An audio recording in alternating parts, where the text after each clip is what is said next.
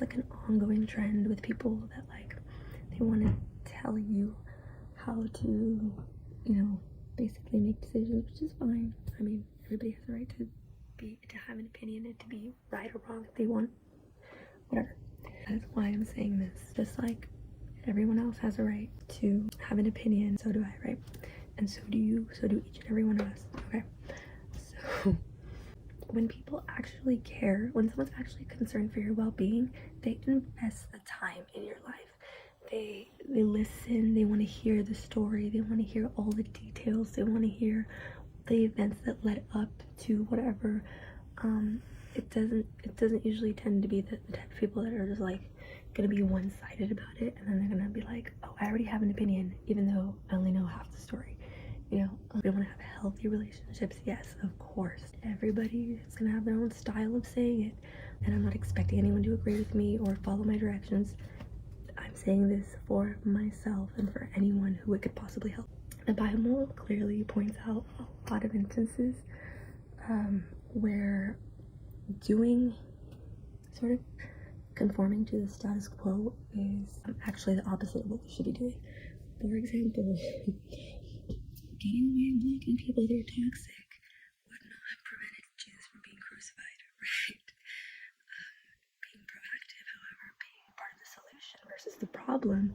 Being invested enough to investigate and be thorough about everything we do is the only way. It's the only way. I personally 1,000% believe it is the only way to bring peace again on earth. I know that sounds crazy because it kind of sounds like the opposite, right? But so does anything. Before your body heals itself of toxins, it flushes all that toxicity out, and you feel sick and you throw up and you have bowel movements. There are so many things that happen to your body. You sweat it out. A doctor will tell you to rest because it's the duality of everything is in everything. Everything is connected. So we can't say that one thing is right and another is wrong until we have all the details. We can make a general assumption, or we can look at statistics, but even then, statistics require more and more data to be more and more accurate, right? And so, if we could just, as a community, look at things on a case-by-case basis, just as a general rule, that makes so much more sense. And I feel like it's exponentially more helpful still now today, because you know, when you look at things that happened in the past, sure, you could be like, oh, it's, who cares? But when this is an ongoing problem, it's because it's something that's important. It's something that's affecting them directly right now. And so we need people. Oprah said this too, and I read the name of the video. I think it's a 30 minutes to change your life, to change the next 30 years.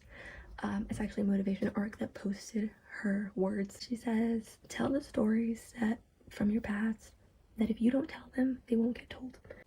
And oh my god, I remember the first time I watched this video, I had like, I want to cry right now. I woke up in tears again. This was the second time or the first time, I get it mixed up, but there was another dream that I had that I was crying in the dream. No, I'm sorry. I was crying when I woke up from the dream.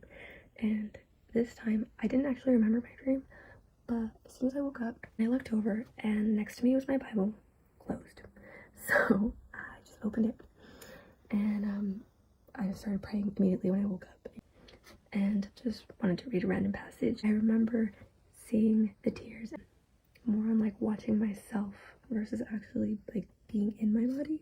It's almost like you have these physical reactions that like don't align, right? Like these tears, like I didn't even like feel them coming until I saw them on the page, and I was like, that's when I realized like something's happening. Like the Bible verse that I had opened to must have had something to do with 30s and 31s, because that whole week I had been seeing 30s and 31s, and it was like a butterfly. Like it would be like 131, just everywhere I went, and everything I did.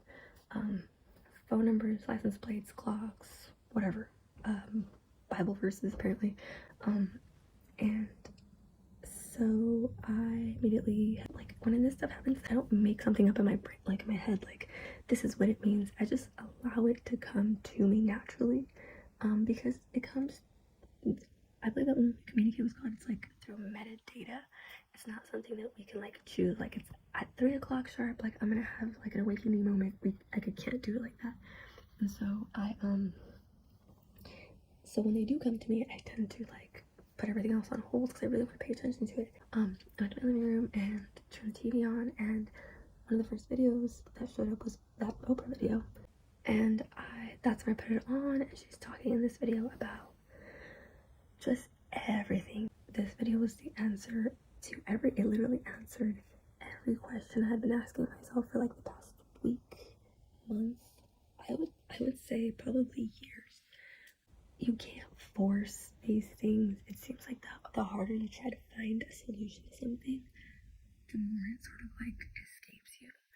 And so this is the way I took it, the minute you like put it in God's hands, so to speak, say, I want to explain what I mean by that. So I'm gonna do what feels right. And I'm gonna consider everything, everyone's well-being, the effects that I could have, everything in my power to make sure that I'm doing the right thing. And then when those things are in order, then I can sort of fall back and look at the situation and say, okay, this is what I have to do now. This is the next step. So just that part, just like taking it on like a case-by-case basis and taking it one step at a time. There's a reason, right? There's a reason there's like 10 commandments, and even those are unnecessary because the only two important ones are love God with all your heart and love your neighbor as yourself. Those two sum up everything there is to know. If you can't do those two, then there's no point in trying to do everything else. Does that make sense? If we can't love God, put him first, and love each other, what's the point of trying to create any sort of environment if we're not enabling the love of God and each other? And so that this is exactly why this trend is driving me so crazy, because I'm hearing like, and this isn't to offend anybody, of course, like I'm sure they mean well, but it's counterproductive when we're just talking like and not being mindful of it. Be aggressive about it. Having the ability to put ourselves in people's shoes, having the ability to say, what if it was me? Can you imagine like if we continue on this path that we're on, where we're just like not actually considering all the consequences? We know chaos theory, tells us that it's very possible that the tiniest mistakes that we make have an insurmountable effect sometimes.